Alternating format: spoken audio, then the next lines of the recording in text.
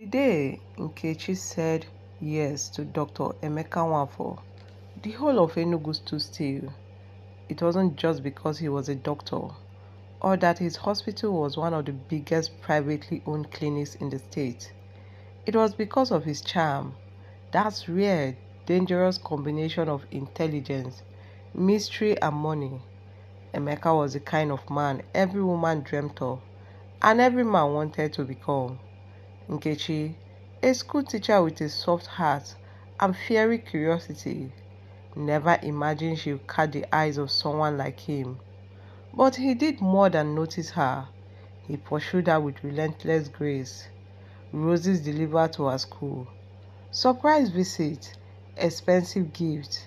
His love felt like magic. Too perfect. The first few weeks of their marriage was like a bliss, a fairy tale. Their mansion was in a quiet estate with well-trimmed hedges, high walls, and silence that swallowed ground. Emeka never raised his voice, never got angry, never even snored. But beneath that calm, Nkechi noticed something strange. He never baited with her, not even for once. She had joked about it during their honeymoon. Is it that you are shy, Dr. Emeka? Or are you hiding tribal marks everywhere? He smiled but said nothing, only kissed her forehead and walked into the bathroom, locking it behind him. At first, it didn't matter. After all, everyone has their habits. But then again came the late night sound. Every night without fail, water would start running around 2 a.m. Sometimes it lasted 30 minutes, sometimes 2 full hours. One night, Nkechi tried to sneak a peek. She tiptoed out of the bed, pressing her ear against the bathroom door. The sound of splashing, thick splashing echoed from within. She whispered, "Emeka." No response. She knocked softly. The water stopped abruptly. The door didn't open. Instead, she heard Emeka's voice. Calm, emotionless. Go back to bed, Nkechi. The next morning, everything was normal. He made her toast and egg, kissed her cheek, told her he loved her. She smiled back, but a chill settled down in her bones. Then one afternoon, while Emeka was at the hospital, and she was cleaning the compound with the maid, something caught her eye. The water drainage pipe just outside their bathroom wall was dark and stained with reddish brown. At first, she thought it was rust, but as she moved closer, she saw flies, dozens of them buzzing around the area. The stench was strong and sharp. "Amaka," she called the maid. "What is this? This pipe, it smells like blood." The maid barely glanced at it. "It is probably rust, madam. Sometimes the water here is dirty." Nkechi squatted down and touched the edge of the stain with a stick. The fluid smelled like old paint. She said nothing more, but her heart thumped. That evening, while Emeka was still at work, Nkechi tried to open the bathroom. Locked. She searched for keys. Nothing. Tried a knife, a hairpin, even a wire. No luck. Frustrated, she walked back into the bathroom she used, their guest bathroom. She looked into the mirror, and a thought struck her. Something about the layout that always felt off. Out of curiosity, she tapped on the mirror. Knock, knock. It echoed. She tapped again, this time harder. A hollow sound like there was a space behind. She stepped back, suddenly afraid. When Emeka returned that night, he was unusually quiet. He didn't greet her with a kiss, didn't ask about her day. During dinner, he barely spoke. She tried to break the silence. "Did something happen at work today?" He looked up slowly. His smile was forced. Work is work. After dinner, she went to the bathroom to fold clothes. She didn't hear him walk in. When she turned, he was there, standing silently at the door. His voice was soft, but there was no warmth in it. "Were you near the bathroom today?" Her hand froze mid-fold. I was just cleaning, Emeka. I wasn't trying to. He took 2 steps towards her. His eyes had darkened, shadows playing in them. Next time you go near that room without me, he said slowly, I won't be so kind. I have always told you, use the other bathroom. She stared at him stunned. Her chest rose and fell rapidly. Emeka, you are scaring me. He blinked then smiled, as if someone had flipped a switch. I didn't mean to. Just respect my privacy, okay? He kissed her forehead. Good night, love. Privacy. What? How? That night, Nkechi couldn't sleep. Her eyes stayed glued to the ceiling. Her ears trained for familiar sound. At exactly 2:03 a.m., she heard it, the water running again. She slipped out of the bed silently. Her feet padded softly on the cold tiles as she approached the bedroom. The door was slightly open. Her breath caught in her throat. She pushed it gently. It creaked open. Her eyes adjusted slowly to the dim candlelight inside. What she saw, she would never forget.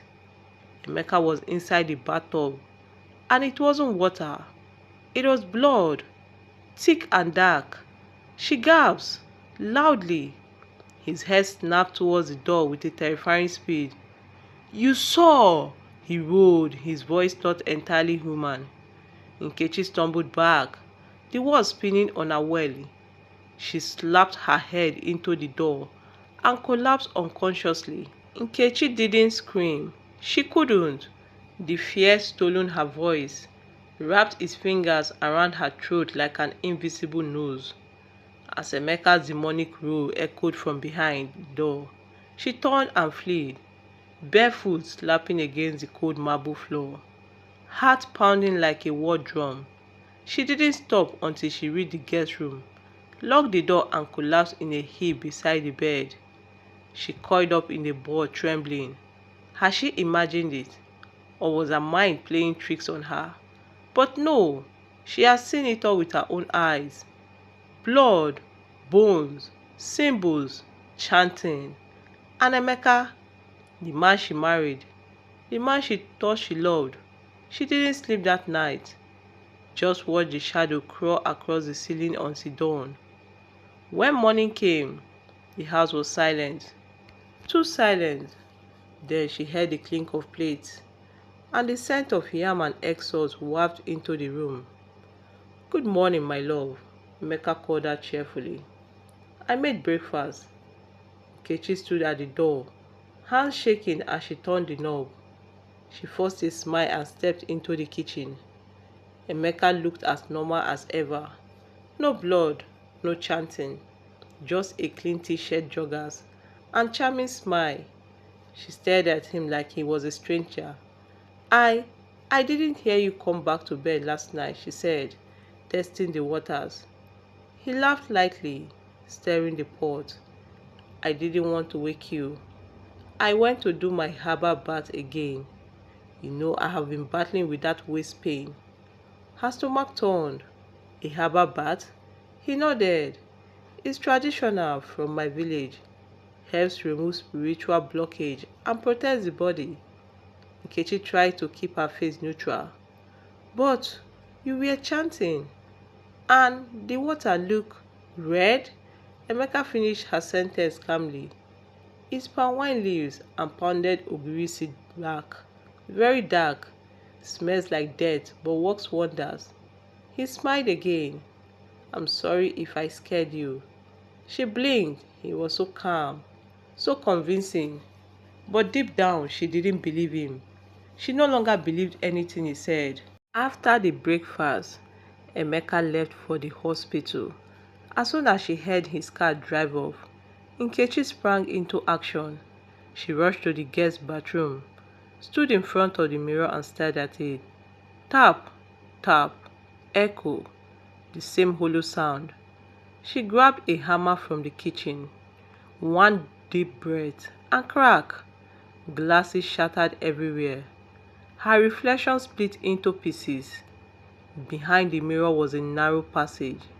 She hesitated at the entrance. A wave of fear washed over her. But she stepped in. The air was stale, dusty, heavy with a coppery stench. She followed the narrow path, using her phone's torchlight. The walls were lined with carvings, ancient symbols she didn't understand. Then she entered a room, a secret one, and what she saw nearly made her collapse. Photos, dozens of them, women, all Nigerians, all beautiful, pinned to the wall like trophies. Below each photo was names, dates, and some had red slashes through them. She moved closer, horrified. There were blood-stained clothes on a table, jars filled with things, human parts, preserved in dark liquid. A large stone altar stood at the center, stained from years of rituals. Then her eyes landed on something that made her knees give away. A photo of her best friend Amara, missing for a year. They searched everywhere, put her face on radio, newspaper. Everyone gave up hope. Behind the photo was a yellow note, bride of the red moon, rejected. Tears filled Nkechi's eyes. Her fingers trembled as she clawed the photo. Then she heard it. Footstep. He was back. Too early. She dropped the photo, heart slamming against her rib. She looked around frantically, then crawled behind the stone jar, just as Emeka entered the room. He didn't notice her. He walked in with a candle, his footstep deliberate. Then he spoke. To someone unseen. It's almost time, he said softly. She's almost ready. We'll finish it on the next full moon. Nkechi covered her mouth to stop from gasping. He walked over to the altar, humming something under his breath. Then slowly, he placed her wedding photo on the altar. Nkechi felt her soul leave her body. Then he reached into his pocket and pulled out a knife, long and curved, and a small strand of hair. Her hair! He placed them beside the photo and whispered, "We only need one more offering." Nkechi's lungs refused to breathe. She bit her tongue to stop from screaming. Her blood turned cold. Her soul wept in silence. He was going to kill her. He had chosen her, groomed her, married her for a ritual. She stayed hidden, praying to a God she wasn't even sure could hear her through the walls of evil. Nkechi barely slept. Every time she closed her eyes, she saw Emeka's face. The calm smile, the blood-stained altar, the photos of missing women, and Amara's. She waited until morning, crept out of the hidden room, and returned to the bedroom. Emeka was already in the kitchen when she arrived. Sleep well, he asked, sipping coffee like nothing happened. Not even asking where she was. She forced a smile. Yes, very well. She wanted to run, scream, set the house on fire. But her legs obeyed her brain, not her heart. If she made the wrong move, she knew she might never live alive. Will you be home early today? She asked, trying to sound casual. Maybe. I have a few patients, but I'll be back before midnight, he replied. Tomorrow is the full moon. We need to prepare. Prepare for what? She asked, acting confused. He smiled again, his tone silky. For our, a sacred marriage rite. You will understand when the time comes. Her stomach turned, but she nodded. I trust you. As soon as Emeka left, Nkechi immediately tried to run away from the house. She tried, she checked everywhere. Surprisingly and mysteriously, everywhere was sealed shut. Every exit in the house was shut. She was so confused and surprised. Even the windows, they wouldn't open, so she wouldn't run or leave the house. She was trapped indoors. She went to the room, locked the bedroom door, pulled out her phone and dialed a number she never thought she would use again. Hello, a rough voice answered. Chike, is Nkechi. There was a long pause. Nkechi, Where the hell have you been?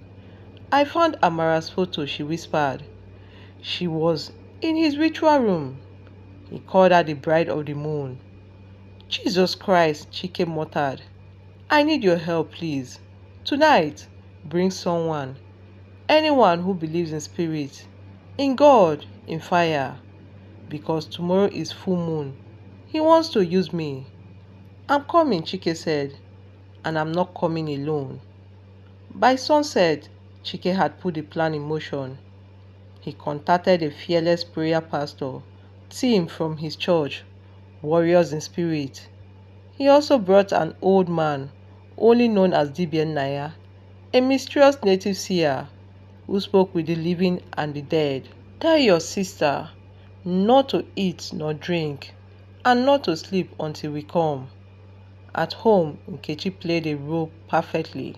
She cooked Emeka's favorite yam porridge. She laughed at his jokes.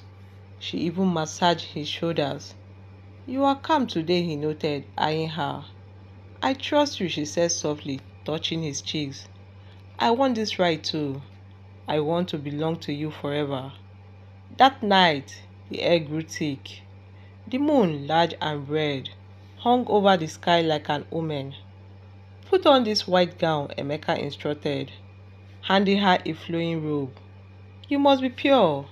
He led her to the hidden room, now filled with candles, incense and burning herbs. The air reeked of iron and ash. Kneel, she obeyed. He tied her hands with a red thread. This binds your soul. He began chanting, the same guttural language he heard the first night. The mirror glowed faintly, swelling like liquid. Just as he raised the long knife over her head, boom! The door burst open. Chike charged in, followed by the prayer team in white garments, holding anointing oil and holy crosses. Dibia Naya entered last, eyes glowing. Emeka, the pastor shouted, the blood of Jesus is against you. Emeka hissed like a cornered animal. The mirror cracked. The candles flickered violently. You don't belong here, Chike shouted, charging towards Nkechi. But Emeka turned. His eyes pitch black now, voice layered with something not human. You broke the covenant, he roared. The bride belongs to us. A whirlwind erupted. Blood boiled in the bathtub, splashing onto the walls. The altar cracked. The walls bled. Emeka alleviated, limbs stretched unnaturally, mouth wide open. The prayer team formed a circle, chanting in tongues. Dibia Naya began sprinkling native powder on the floor. Ahihiajo, I command you, leave this vessel. The seer shouted. Emeka screamed. His body twisted mid-air. His skin glowed and cracked. The mirror paused, showing glimpses of faces.